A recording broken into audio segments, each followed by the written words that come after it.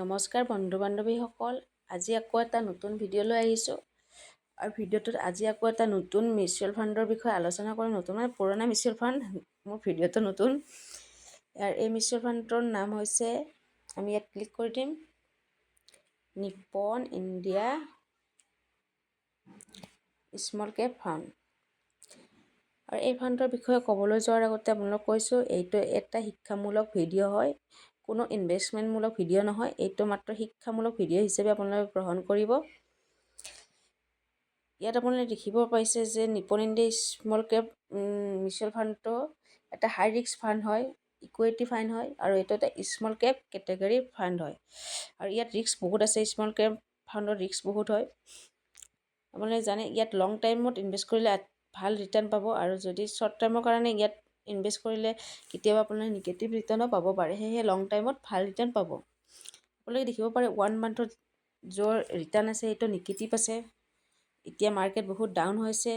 6 মান্থতো negative আছে। আপোনালোকে যদি 6 মাহৰ আগত ইনভেষ্ট কৰিছে তেতিয়াহ'লে আপোনালোকৰ ইনভেষ্টমেণ্টটো নিগেটিভ হ'ব। 1 ইয়াৰতো নিগেটিভে হৈ আছে, কিন্তু 3 ইয়াৰতো আপোনালোকে চাব 20% ৰিটাৰ্ণ আছে। বহুত ভাল এটা ৰিটাৰ্ণ 3 ইয়াৰ্ছত।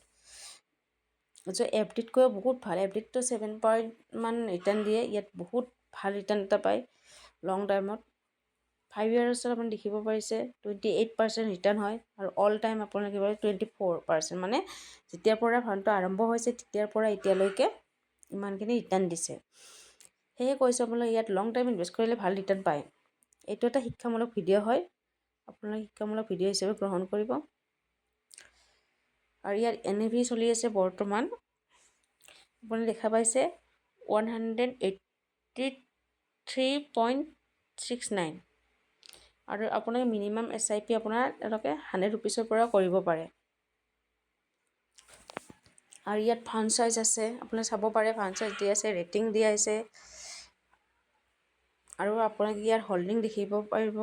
ইয়াত হোল্ডিং দিয়া আছে, ইয়াত হোল্ডিং আছে 235 কোম্পানীত হোল্ডিং আছে।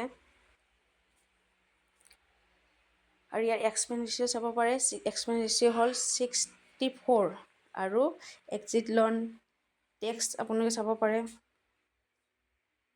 ইয়াত আছে ফাণ্ড মেনেজাৰৰ ডিটেইলছ আছে আপোনালোকে।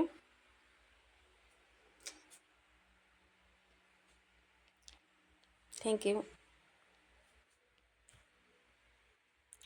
ইয়াত SIP কৰিব পাৰে, আপুনি 1 টাইম ইনভেষ্ট কৰিব নোৱাৰে ইয়াত।